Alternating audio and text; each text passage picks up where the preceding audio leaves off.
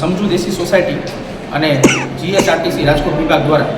આજરોજ તારીખ 15/10/2025ના રોજ જીએસઆરટીસી દ્વારા બહાર પાડવામાં આવેલ પરિપત્ર, જે પરિપત્રમાં એવું જણાવવામાં આવેલ કે જ્યારે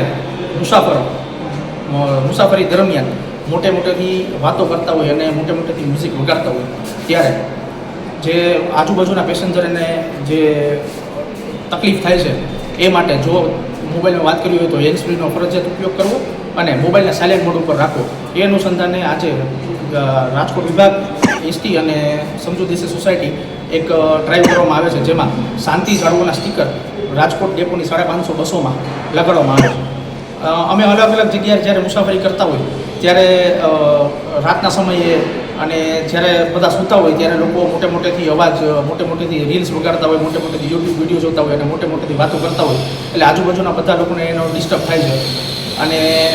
જે એ માત્ર શાંતિનો જે છે, આપણે સુપ્રીમ કોર્ટે આર્ટિકલ 21ની અંદર એવું કીધેલું છે કે શાંતિથી જીવવાનો અધિકાર બધાને છે. અને પ્રિવેન્શન ઓફ પોલ્યુશન કંટ્રોલ એક્ટની સેક્શન 2 એ પણ એવું કહે છે કે ઘોંઘાટ છે વાયુ પ્રદૂષણનો જે ભાગ છે, એ માટે બધા લોકો શાંતિથી મુસાફરી કરીને આજુબાજુવાળાને તકલીફ ન થાય, એ મુખ્ય ઉદ્દેશ છે.